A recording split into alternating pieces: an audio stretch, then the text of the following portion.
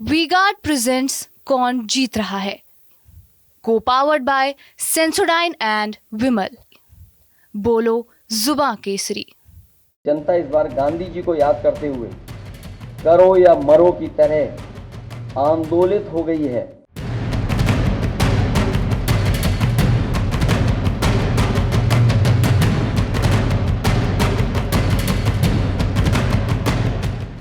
उन्नीस अप्रैल से शुरू हुए दुनिया के सबसे बड़े लोकतंत्र का महापर्व अपने आगाज से अंजाम तक आ पहुंचा है। 4 जून को होने वाली काउंटिंग का काउंटडाउन शुरू हो गया है।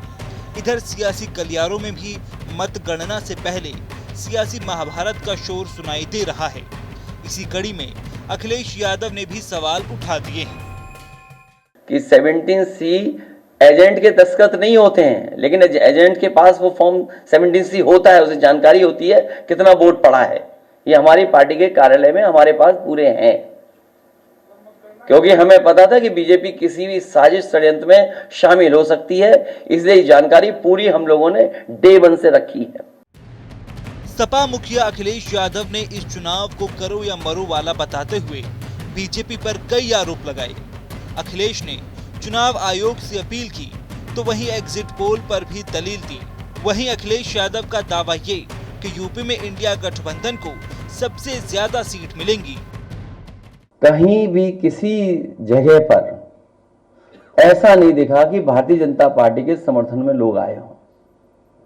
उनके टेंट खाली थे, मैदान खाली थे, और इसमें से कई साथी ऐसे जो एग्जिट पोल में शामिल हैं, वो और उनकी संस्थाएं भारतीय जनता पार्टी के लिए बूथ मैनेजमेंट का भी काम करती हैं। तो जो लोग उनके समय समय पे बूथ मैनेजमेंट का काम कर रहे हैं, वही एग्जिट पोल मैनेजमेंट के लिए आए हैं। वो माहौल बना रहे हैं, विपक्ष के लोगों को डराना चाहते हैं। यूपी की 80 सीटों का रण देश में नई सरकार बनाने में बड़ी भूमिका निभाता रहा है। इस लड़ाई में बीजेपी और उसके सहयोगी दलों का दावा है कि हमारी जीत बड़ी होगी। लोग नारा लगा रहे थे ना कि खटाखट खटाखट खटाखट बोल रहे थे ना। 4 जून को देखिएगा, ये खटाखट खटाखट हवाई जहाज में बैठेंगे, कोई इटली जाएगा, कोई जापान जाएगा, कोई कहाँ जाएगा, ये खटाखट खटाखट भागेंगे सब।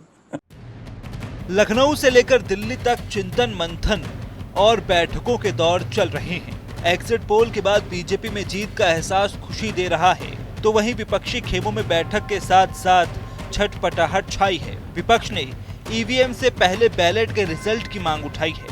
कांग्रेसी कुनबे में खरगे से लेकर सोनिया गांधी तक सक्रिय दिखे, तो बीजेपी के नेता भी चुनाव आयोग पहुंचे।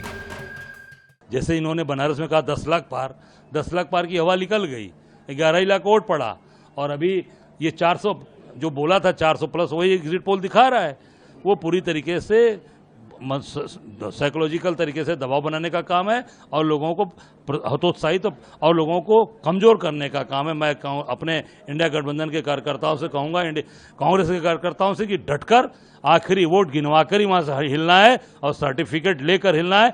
हम सब लोग बहुत बढ़िया प्रदर्शन कर रहे हैं और कल इंडिया गठबंधन की सरकार बनने जा रही है। 4 तारीख को जब मतगणना होगी, 12 बजे तक स्थितियां स्पष्ट हो जाएंगी। एनडीए पूरे देश में 400 पार करेगा, प्रदेश में हम 80 की 80 सीटें जीतेंगे।